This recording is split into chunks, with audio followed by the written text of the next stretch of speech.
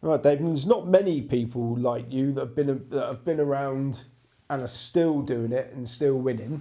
There must have been a fair bit of change since you started. Getting your loose leaf Superform annuals updates through the post every week, and the annual. I just get the annuals myself every races auction and they come from. horses. When they didn't turn up, I used to drive a bloody auction to get a the weekly folder, and they told me regularly because I don't know if the postman was nicking them, whatever. But So you say you use Ace trackers. What's that? ATR. the ATR trackers, yeah, they both got them, but I like the ATR trackers, and they're good. They always send you out the night before. Because don't forget, years ago it used to be 24-hour decks. Now it's 48-hour decks, but they still send them out the day before. But you can have a look, the 48 hours and get an idea of what's going to run. Whereas before, it used to be just 24-hour. So how long do you keep an horse on the tracker? Once it's won, or once I don't think it can win again, I delete it. Right. I've got loads. I've got loads on the tracker. And we've got a couple of horses to follow I can give, or one that they might even see themselves, you professional punters out there. So I've got a couple that I want one to follow over jumps, and I've got one that I think could win next time. We'll put them out in a separate bit, Okay, advertising mate, yeah. this interview. Yeah. So tell us about how you used to do it then before the trackers came. Well, before the trackers came out, you used to have to write. And a lot of people know I like short ones, but I do back bigger prices. You have to write, a very good horse, jumps well, should be able to make all on its own pace. And you do things like that one won at 13:08, that one won at 10-11. The next time, that came last at 4-1, that one won at 5-1. But you have to write your own bit, so it was hard work. Because you had to try and then look here and then look at the racing the next day. Is that running? Is that running? But now the Ace trackers are out, they email you. It's fantastic. Honestly, it's a job. But it's a job, and it is a job. So I'm sitting there in front of the thing, I'm watching racing, I can read a race, and I can read a horse, I can understand, I think that needs 2.5 mile, that'd be a great jumper next year, and that's how I do it. The Ace trackers are brilliant. I mean, I'm telling you now, I went to the races a good few years ago, and I backed, and this is the God's honest truth, it's never happened again, 19 consecutive winners. Okay, 1 7-4, 1 10-11, 1 13-8, 1 11-10, 1 11-10, 1 1-3, 1 5-6, 1 8-11, 1 9-4, and so on. But it's never happened again, and then you start backing losers. But that was off the Superform, and just going into betting shops and then take your pad paper with you and write down what you saw. But as soon as racing came actually on the telly, and the Ace trackers come with the 2 at the races and your racing UK or whatever it is.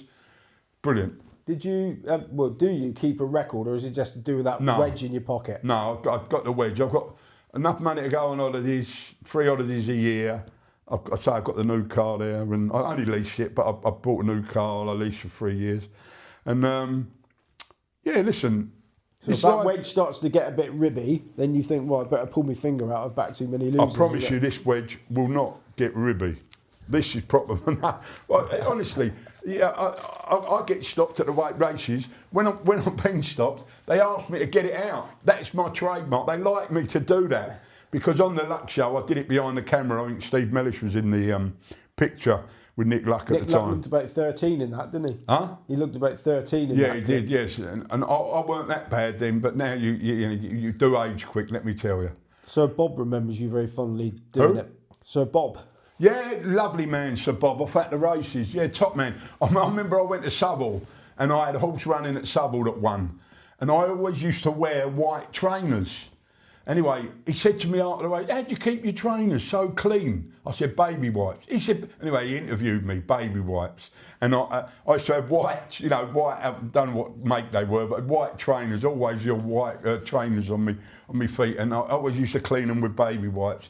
And that was it. I remember going to, this was an at the races programme. I put up a couple of horses for Cheltenham. I don't bet anti-post, I put up 2. I put up Champ at 9-1. That was in the Sun newspaper. My mate Andy Ayres, he writes Trackman. That one. And I put up Captain Chris at 23-1 on Betfair many, many years ago. And I kept backing it for the Arkle. And 3 days before, Hobbs said, we don't know what race we're going for. Excuse me. I thought, oh no, that's why I don't bet anti-post. I thought I've done my money. Anyway, it ran in the Arkle and won. Okay, Dave. Now, I'm sure everybody's loving these stories. I certainly am, and there's plenty more where that came from. We got bits of paper scattered around everywhere. Yeah, I've got so many bloody stories. But you do also want to talk about the more serious side of things. Yeah. That's happened to you recently. I mean, how long ago did you find out that you weren't quite right? Well, honestly, I've got a friend called Graham Punter, and he had a horse called Camping Ground running in the William Hill Imperial Cup, and the date there, the 7th of March 2015. It ran brilliant. He came fourth in the Imperial Cup. He's a great man, and I love him to death, and I need him for racing. I'll be honest with you, that's my get out when I go racing, we go together. But I was there, and I said to his wife, I said, oh, I feel dizzy. I nearly passed out. And then again, about 10 minutes later, I nearly collapsed, and I didn't know what was going on with my body. But it wasn't 2 years later that I found out that I was getting chest pains, leg pains, and I wondered what the hell it is. So if you get any of you lads watching now getting chest pains or pains that you never had, please go to the doctor, because let them catch it early. With mine, it's incurable, but you know, with you, they might be able to do something with it. So I go to the hospital. When was it? I go to the hospital. I think I started off. I went on the Nick Luck show in July, and it was August. And I just before the July show on the Nick Luck show, I'd been to the hospital. Anyway, I go to the hospital. They do blood tests. They do a CT scan. Then all of a sudden, they called me in a room. And there was 2 doctors and a nurse. And I thought, well, that's weird. And the doctor straight away said to me, have you got any family? I thought, this is not good, is it? And I went, this is not good. He went, well, unfortunately, it's not. And I thought, what? I said, what do you mean? He said, well, your spleen's enlarged and you've got nodules around your lung. And that's what the nurse wrote. So I said, well, how long have I got? And he went, we don't know. And I said, what do you mean you don't? Anyway, that was it, we don't know. So they sent me to a specialist.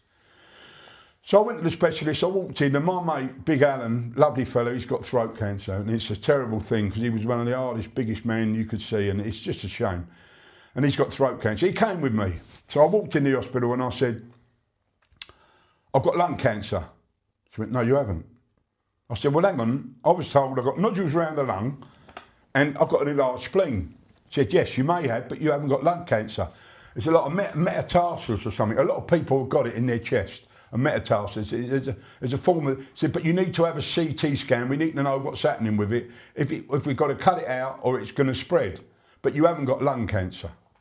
So I've done a stone in weight since the Nick Luck show to the 4 days I go to the hospital. I'm worried. I'm thinking I'm going to die, straight away. So anyway, long story short, I go and have the CT scan.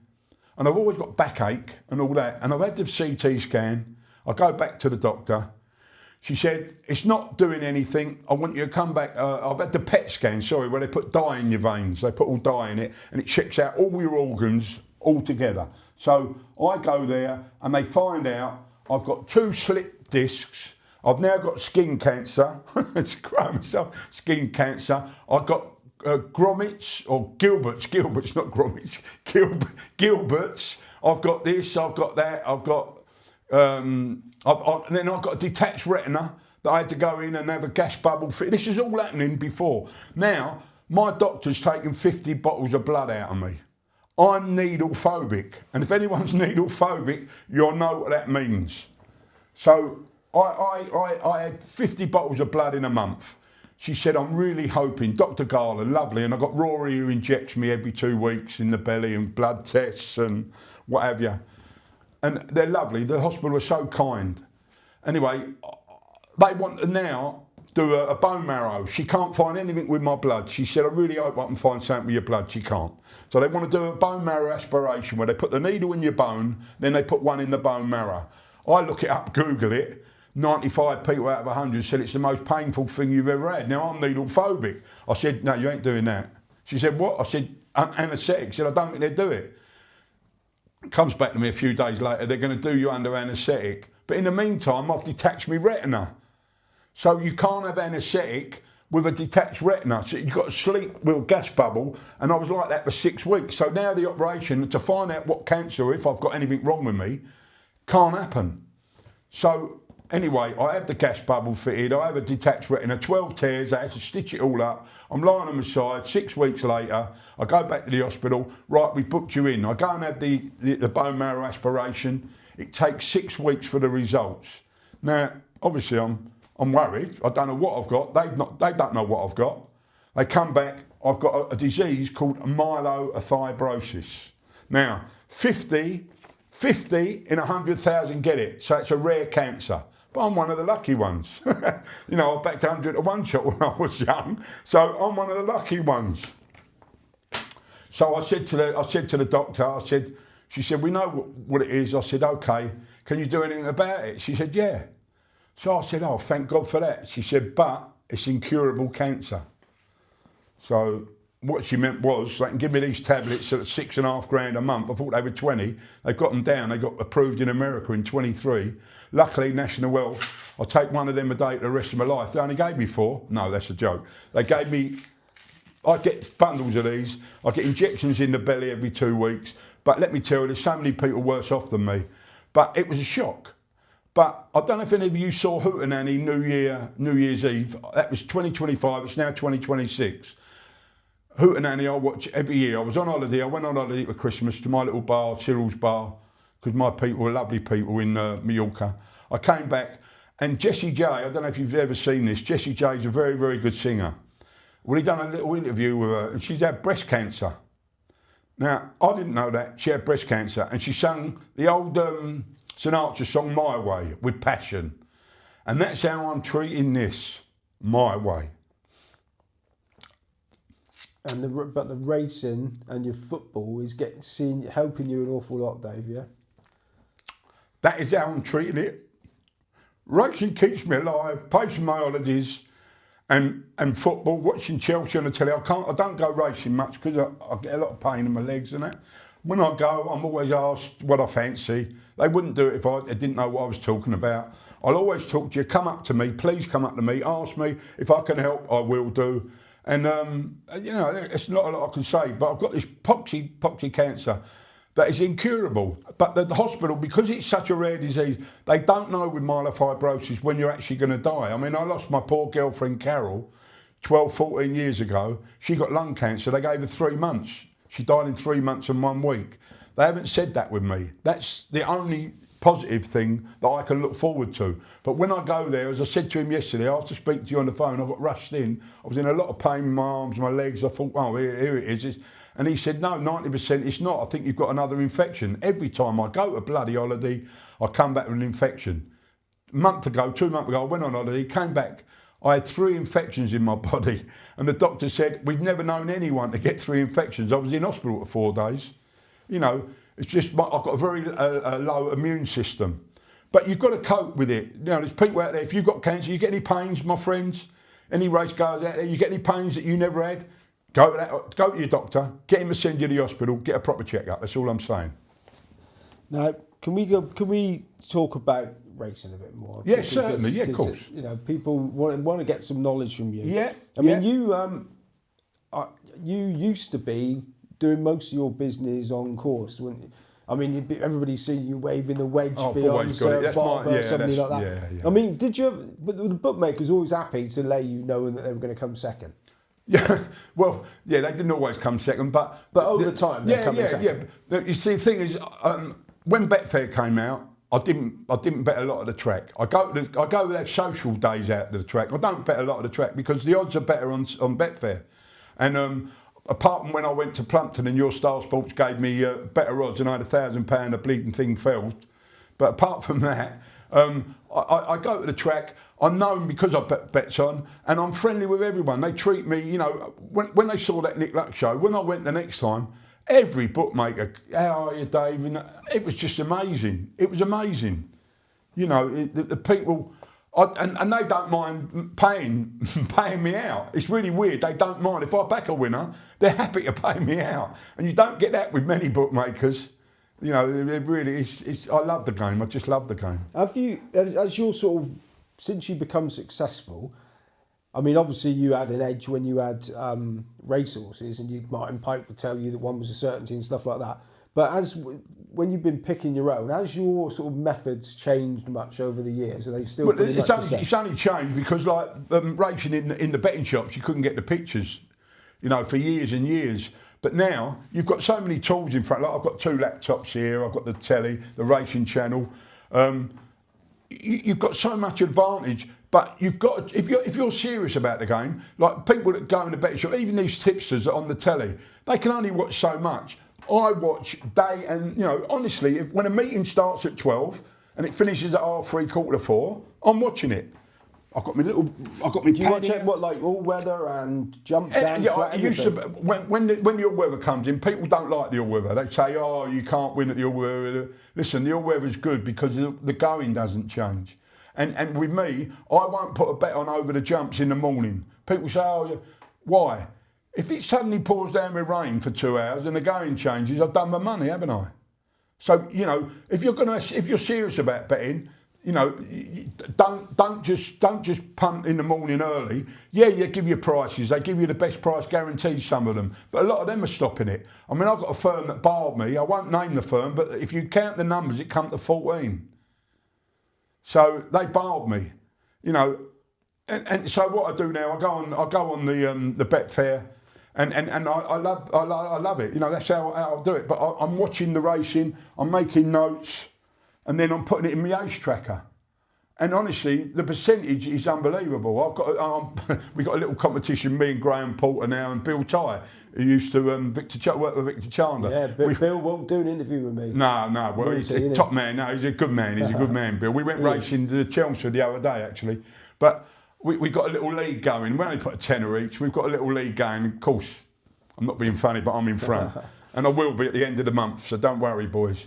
But, yeah, no, listen, they're nice guys, they're genuine guys. I've got so many, you know, it's just amazing. The people out there are so friendly. And when they meet me at the racetracks, when I've had selfies, I got stopped in after the Nick Luck show. I got stopped in, like, the Tesco's or whatever it was, Sainsbury's.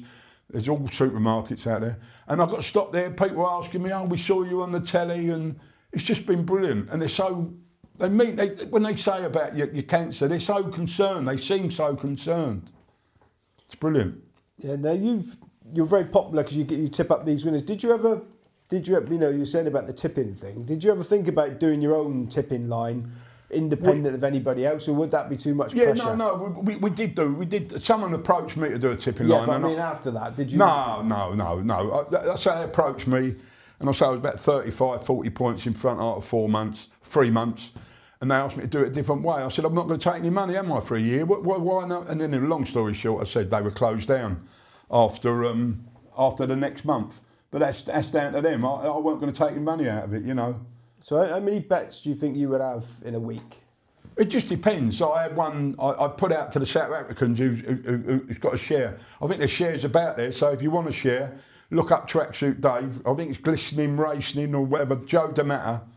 And I think there's still shares left in me. But I put that out on I was at Chelmsford and I put out a horse there that won. That was my nap. And I put out Vanderpool. That was my nap. It just depends. Right? There's no racing today, or there's nothing appeals to me. There was nothing appealed to me yesterday. You know, the all weather, you've got to be following it, and I'm following the jumps. The all weather's when the all weather starts, basically. So you don't feel the need to have a bet. No. Why bet for the sake of it? That's when you lose. And now and again, I might go on tilt, lose a monkey £1,000. I might go on tilt. But that's very, very rare. That's just to get the buzz, because the bug's in you in racing. And no, I don't just bet for the sake of it. I don't bet for the sake of it. But I think I'm quite good at what I do. Listen, Nick, look, I know we're friends, but I'm also friends with Tracksuit Dave, and it upsets me that you think he's scruffy. What do you think, Dave? Well, I think if I'm scruffy, your mate Neil Channing is the worst dressed person ever to go on telly. I make a living, I buy the proper clothes. Look at the jacket. Look at that. I'm even after buying a racehorse soon. Look after yourself, Nick. Give me a call and I'll be on your programme and give your owners and friends and everybody winners, won't I? Yeah, you will. He's bloody good. He knows his stuff, Nick.